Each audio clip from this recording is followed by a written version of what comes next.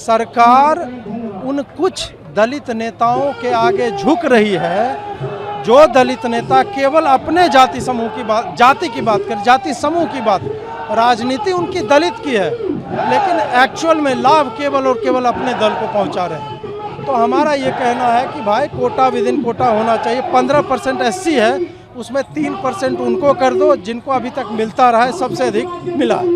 12% बचेगा, उसमें 1, 2, 3 कर सकते हैं आप, 4%, 3%, 6% ऐसे करके, ताकि एक्चुअल में जिसको चाहिए वहाँ तक पहुँचे। तीसरा डिमांड है मिनिमम मार्क्स का। मेरिट से कॉम्प्रोमाइज करके आप विकसित भारत का स्वप्न नहीं बेच सकते।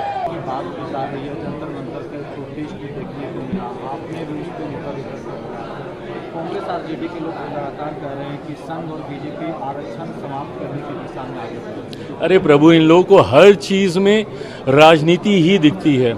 क्यों संघ, बीजेपी और हम लोग नहीं है क्या एनडीए में? और ये आरक्षण किसी के कहने से समाप्त होने वाली चीज़ है क्या? संवैधानिक अधिकार है ये।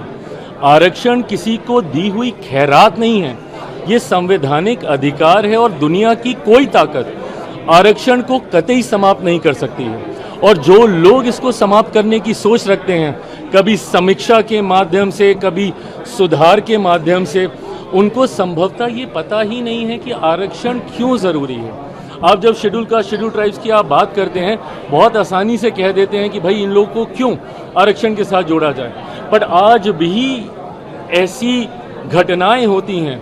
खड़गे साहब के साथ क्या हुआ था? उस मंच पे गए थे, उस मंच का शुद्धिकरण किया गया ना।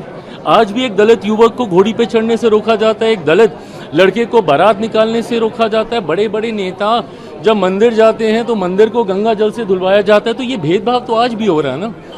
और ये वही अनुसूचित जाति है जो छुआछूत का शिकार रही है। भारत के संविधान में जब आप शेड्यूल कास्ट को देखते हैं, ये ऐसी कास्ट है जिनको शेड्यूल किया गया है, जिनका आधार छुआछूत था, जिसकी वजह से इनको गांव से बाहर रखा जाता था। इनको छूना तो दूर की बात है, देखना तब पाप माना जाता था।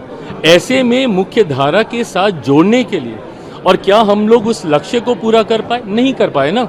आज भी ये भेदभाव होता है। तभी जब मैं क्रीमी लेयर का भी मैं विरोध करता हूँ, मैं इसीलिए करता हूँ कि आज कम से कम हम लोग एकजुट हैं तो अपनी बात रख पा रहे हैं। बट जैसे ही इसमें सब क्लासिफिकेशन होने लग जाएगा, जैसे ही इसमें क्रीमी लेयर की बात हम लोग करने लग जाएंगे, तो ताकत हम लोग की घटने लग जाएगी। और जैसे ही ताकत घटेगी तो धीरे धीरे करके संभवतः ऐसी सोच वाले लोग जो आरक्षण को समाप्त करना चाहते हैं, उनको ज़्यादा बल मिलेगा। आज की तारीख में शेड्यूल कास्ट हो, शेड्यूल ट्राइब, अब शेड्यूल ट्राइब में यही सारी जातियां हैं जिनकी वेशभूषा अलग रही, जिनका रहन सहन, बोलचाल, ऐसे ट्राइब्स को शेड्यूल किया गया। पिछड़ा वर्ग से आने वाले लोग जिनको संभवतः मौके नहीं मिले, इसके माध्यम से उनको, और अब तो जो लोग आर्थिक तौर पे कह रहे हैं, ऊंची जाति से आने वाले गरीब लोगों को भी 10% का आरक्षण मोदी जी की इसी सरकार में हम लोगों ने पारित करने का काम किया। तो जो लोग ये सोच रखते हैं कि आरक्षण पे चर्चा होनी चाहिए, सुधार होना चाहिए, समीक्षा होनी चाहिए, बाबा साहेब की सोच से बनी हुई ये व्यवस्था है और दुनिया की कोई ताकत इसको, और मैं जब तक हूँ, मैं इतना तो मैं पूरे गारंटी के साथ कह सकता हूँ कि जिस सरकार में चिराग पासवान है, रामविलास पासवान जी का बेटा हूँ, कतई इस व्यवस्था को बिगड़ने नहीं दूंगा।